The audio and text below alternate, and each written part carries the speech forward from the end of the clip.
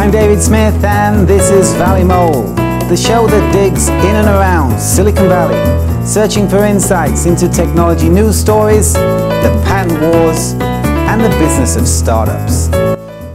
The LinkedIn share price took a tumble recently as founders and insiders took the first opportunity they could to sell their shares.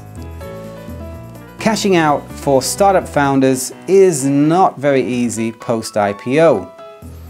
One of the problems is that the SEC has some very strict insider trading regulations that prevent insiders trading shares based on information that's not in the public domain.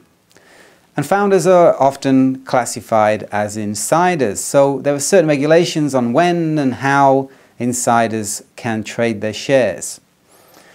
There's also a lock-up agreement following the IPO that restricts the founders of the company from selling their shares for a period of time. And what happened here was that the founders, as soon as the lockup has been released on LinkedIn shares, some of the founders have decided to sell. And this has a reaction. The third problem with cashing out when you're a startup founder post-IPO is the reaction of the market, the investors and the other shareholders. What do they think if the CEO of the company is selling as soon as he possibly can? Is he deserting the sinking ship? This has an effect. And the effect in the case of LinkedIn was to force a 25% drop in the share price when the CEO, Jeff Weiner, announced that he was selling 372,000 shares as soon as the lockup was released. There was a stampede of investors to a certain extent, and about 25% was dropped from the capitalization, the value of the LinkedIn shares, following the announcement of Jeff Weiner's sale post the lockup release.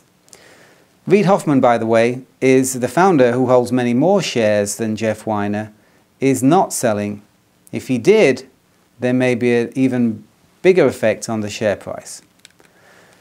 So, founders of companies looking to cash out should weigh up the alternative of IPO versus a merger and acquisition sale.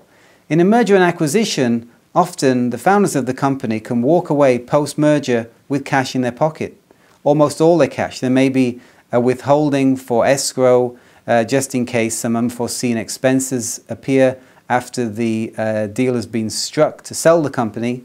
But generally, they get to walk, if it's a cash deal, they get to walk away with the cash. Sometimes they can be left holding shares in the acquiring company, which they can subsequently sell on. But a trade sale can provide an immediate pile of cash, whereas cashing out post-IPO takes years and can be problematic, as LinkedIn and many of the new startup IPO companies are currently finding out. We'd like to thank the sponsors of Valley Mole: Tynex, the full-service patent broker operating the world's largest patent and technology trading exchange; SVBS Silicon Valley Business School, providing unique educational materials and resources to students and teachers of entrepreneurship and technology commercialization; and ValueMyPatent.com, the only place to go for rapid, realistic patent appraisals.